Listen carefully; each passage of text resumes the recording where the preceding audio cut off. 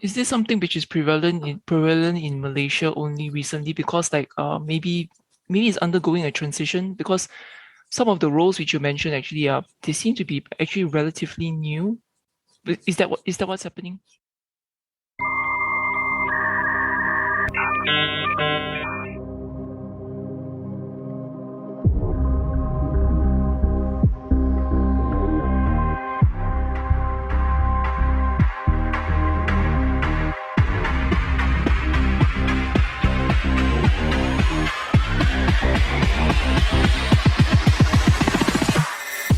Ladies and gentlemen, welcome to SecurityLAH Podcast, Season 2.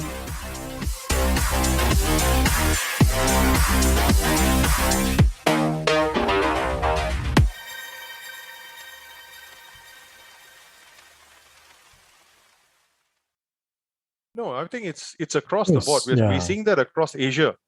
You know, it's not just Malaysia per se. It's, I don't know, Sky, you might take this one on, but to me, what I see is it's the progression of the organization as far as maturity is concerned. So they go through this maturity process where they start off with a one-man security guy who is from IT, who's just like, okay lah, I assign you, you do everything security. And usually organizations go through this process where they get hit really bad. And suddenly the board says, how come you guys haven't focused on security? So you get all the headcounts and everything gets approved. So first, the team builds. Oh, we need an IT security team. Okay, lah, get one manager in, get a few guys under him. Now you guys run the show.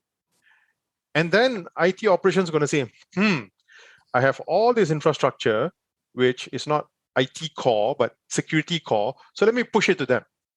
So then you have like firewalls, IDS, IPS, SIEM, and all that kind of stuff.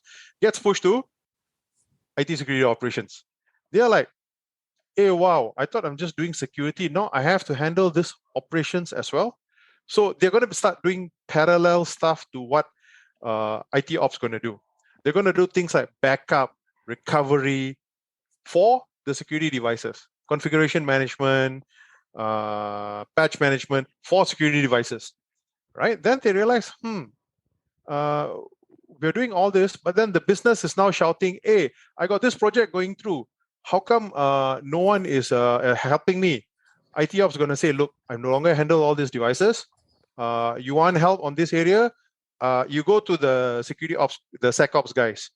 And security ops will say, oh, I got to do this also.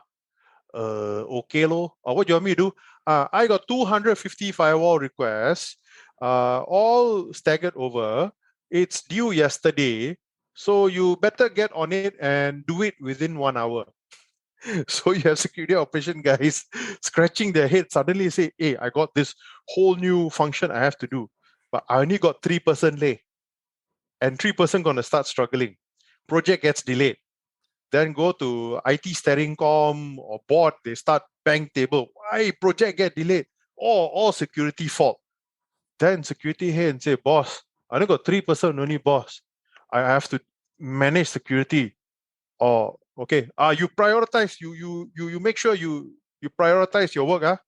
They won't give extra accounts. You prioritize your work. You're not managing the team properly. You know what? So guess what? Wait, story doesn't end yet. This is the best part. Then they are like, pro business. Okay, we pro business. Do all the business requests. Guess what? Somebody hacks, system goes down. They go back up to IT steering com and the board. Hey, what's in your title? Security. Then why you never do security? You guys are not doing your job.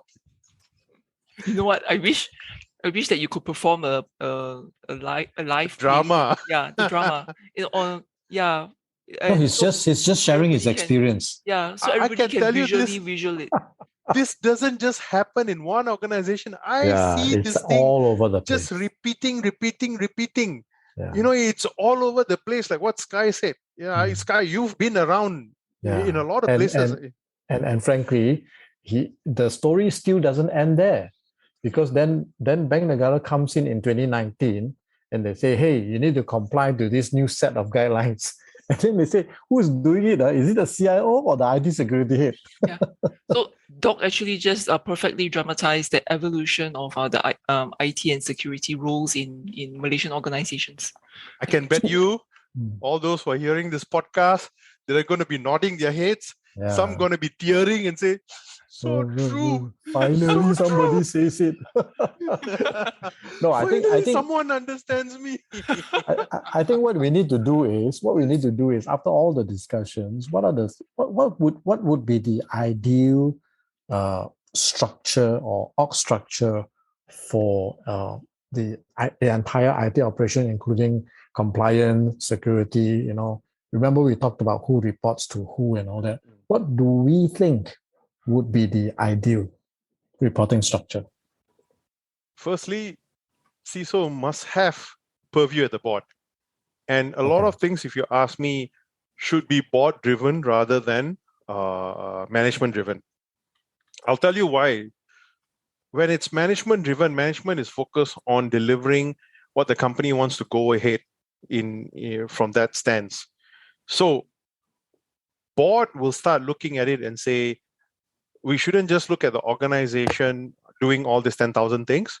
We also need to make sure while we're doing these 10,000 things, the environment must continue to be secure.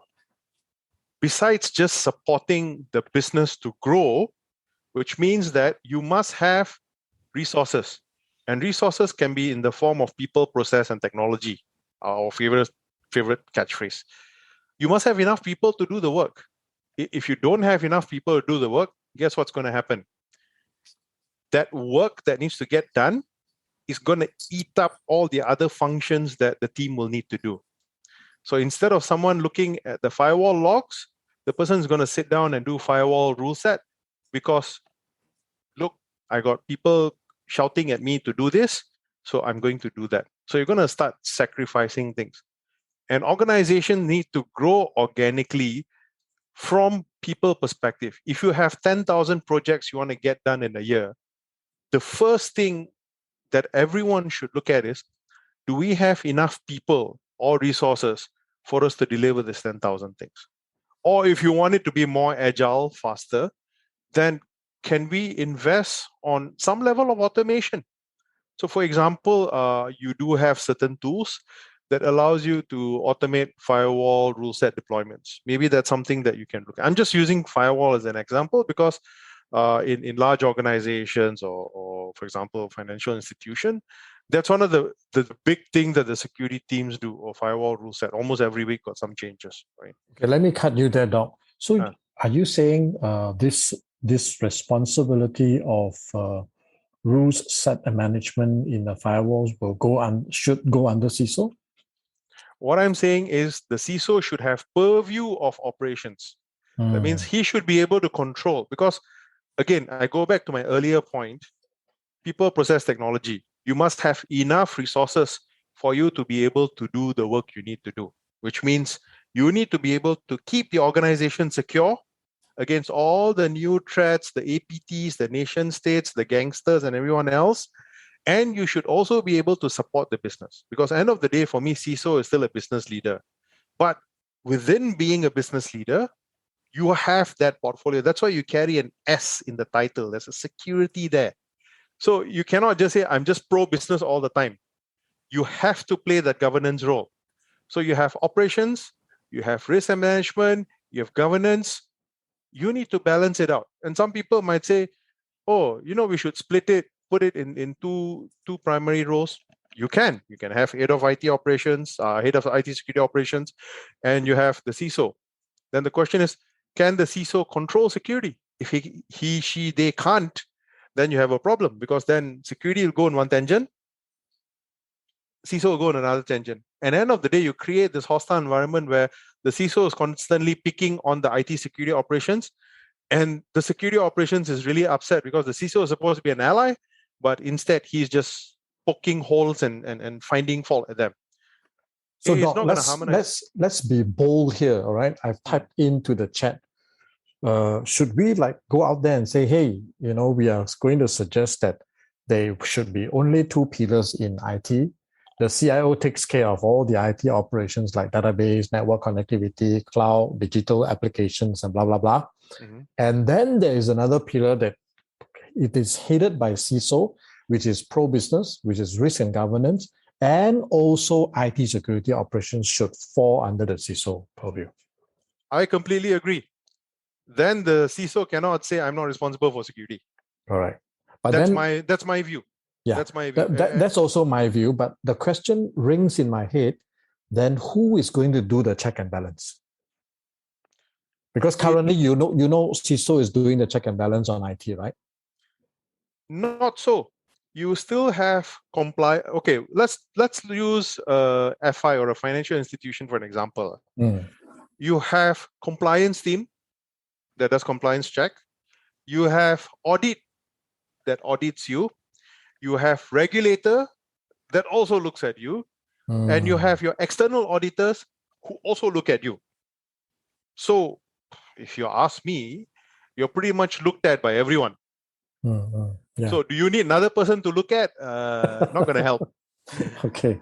If I'm not cleaning my IDs on time, all these 5 people are going to find that I'm not cleaning my IDs on time. Period. Yeah. It's not going to change. The only thing is one person may look at one area, another person may look at another area, but the outcome is still the same. That's the other thing. Do security organizations even have resource to do compliance and governance work? You know, for example, an auditor comes to you, bank stable. I want the list of all the active IDs by today. And then you have the CDO and come and whispers to you, make sure you finish my firewall deployment. Otherwise, I'm going to bring it up to the CEO. So who does this guy do? What does he do? Right? Okay, so that's the thing. I have a comment here. I think maybe what we have been discussing all this while, large organizations would do better.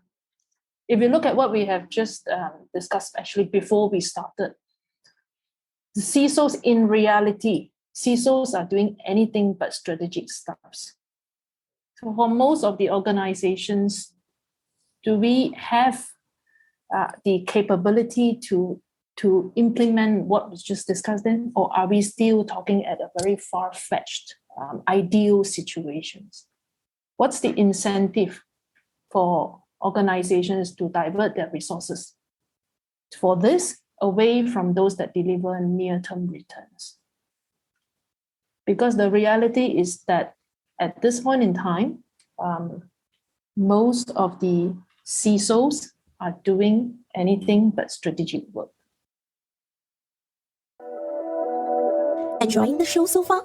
Subscribe now so that you don't miss out on the latest episode. We are available on Spotify, Apple Podcasts, Google Podcasts, and many other platforms. Visit podcast.securitylah.asia to get the links to subscribe.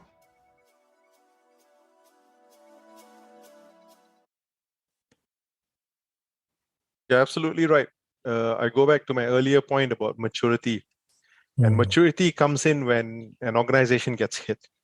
Suddenly, they become more mature than where they were 5-6 years ago. For example, I give you a non-IT example. We know about Malaysian Airports Berhad. They replaced their core switch after 12 years. And the reason was very simple. If it doesn't break, don't fix it. Leave it running. And it broke. And it broke. So you have incurred a huge technology debt, which now you have to service the interest and the principal. So and that's what happens. Then security is always on a reactive approach. So if that's the case, then is cybersecurity actually worse off than before? In most organizations, it is. If you look at all the news about organizations getting hacked, it's not because they don't know that they need to do cybersecurity. It's just an option that they feel it's not going to happen to me. Nobody's interested in me. I'm just business X. Nobody cares about me. Until they get hit, that's when they realize, oh, we have to do something about it. That's the part where the board wakes up and says, oh, we cannot look at numbers anymore. We have to, do something about it.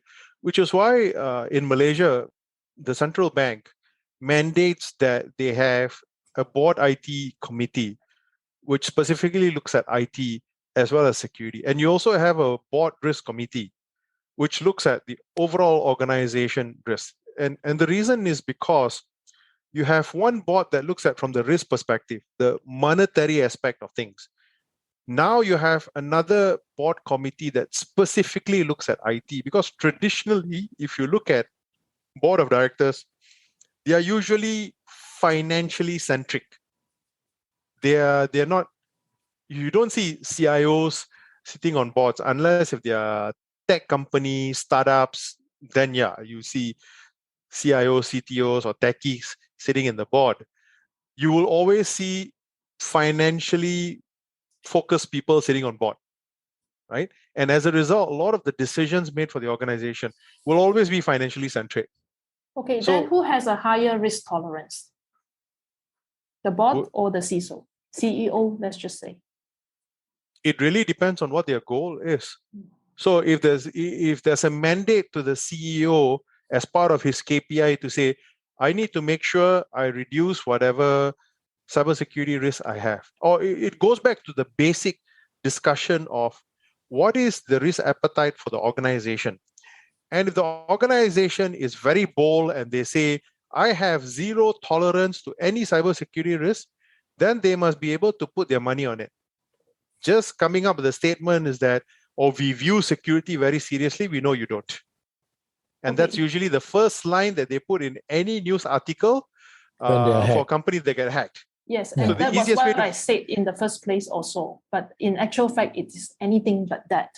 Definitely. Okay? But what we see now is, you see, we are creating, it becomes very fragmented. There are a division of functional units, as Kat brought up earlier, and we have a lot more different C-levels dividing into different units. So, but then at the point, we are still going around the point where the CISO is not given a board seat. So what would be the right way?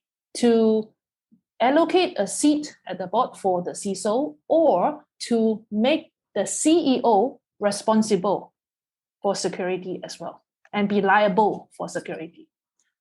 The CEO, by default, the CEO is responsible. Anything happens to the organization, it is the CEO. The CEO then delegates that function based on different portfolios. So for finance, you have CFO. For IT, you have CIO. So that's a general view. Where it becomes effective is when it starts hitting their bottom line. So bottom line meaning, are their bonuses, their performance indicated based on how good they perform in cybersecurity? If that is that's given a certain percentage. That's why you see in financial institution, compliance is given a set percentage across the board. So which means that for you to hit that, say 10% or 15% or 20% KPI, you must meet your compliance targets. So you must get all your compliance ready. You must make sure all your team attends all the mandatory training and whatever that they need to get done. So in that same tone, how do you ensure that security gets a focus? You make that as part of everyone's target and you say, let's do this. And there has to be a shift in the mindset of a CISO from a very punitive kind of approach into maybe a reward-based approach. So for example, you can organize like a game and say, catch the fish. So the person who catches the fish or the phishing email that is done internally, the first person may get a reward. So you might give and say, okay, fine. So the first person, for this month, we are giving Apple AirPod Pro, and the person who first caught this phishing email was this person who reported it to IT security or IT help desk. You have like a nice little gift giving ceremony and a small speech. That motivates people to see cybersecurity in a positive light, rather than in a manner where, oops, I failed phishing, so I have to sit through this boring training. I have to do all these 10,000 things. So that shift has to happen in order for people to say, hey, cybersecurity is actually fun. We should know this, we should do this because it affects everyone's lives. Then you get that buy-in. But for that, all that things to happen, CISO has to be in the board. That's the challenge that you have. So the right reporting structure, like what Sky mentioned earlier, seat in the board, making sure that this person actually has control on all the moving parts that's required to make the organization secure, and then having a roadmap to ensure that all the stakeholders have sufficient attention and resource so that their respective things get done, rather than just pulling people out from different sections. Yeah, so I think one of the key things will be maybe I should start going around, blowing the trumpet of having just 2 C-levels, CIO taking care of IT operations and CISO taking care of IT security. Completely agreed. And I think we've wrapped up this topic in a very elaborate and interesting manner and dramatic, like what Kat said. Yeah, I mean, it's also a subject that, frankly, whenever I go to the board, this is also brought up very key, because they always ask, should I have the CIO or the CISO in the board? Because now when we present like for example, the recent compromise assessment reporting, those days I only need to present to a BOD. Now, like Doc say, I need to present to the board risk committee, IT risk committee, and then only the board. So I have to go there 2 times instead of 1, because 2 different groups of people are going to be listening. And the question was always, if you suggest the CISO to be in the board, what about IT? What about the IT head? Isn't the CISO a lower level rank than the IT? Why should a lower rank officer be in the board? So these are things that keeps ringing in the minds of the people in the market today.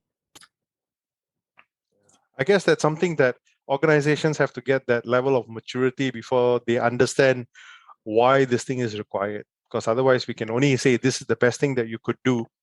But having to go through that maturity is when organizations will realize this is the right thing to do. Maybe we can all do a closing statement of what we have discussed today. So there's a lot of interesting discussions that centered around where the CISO should be, what he should be doing. And of course, please make sure you hire and pay the person, in the right manner. Again, you pay peanuts, you know what you get. And that's one of the things that you would want to avoid in such a critical role in the organization. So if you're willing to pay good bucks for a good CEO, then you should do the same for a CISO.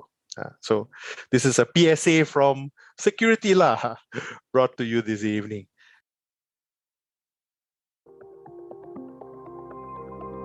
Thanks for joining us this week on SecurityLAH. Make sure to visit our website at securitylah.asia, where you can subscribe to the show in iTunes, Spotify, or via RSS, so you'll never miss a show.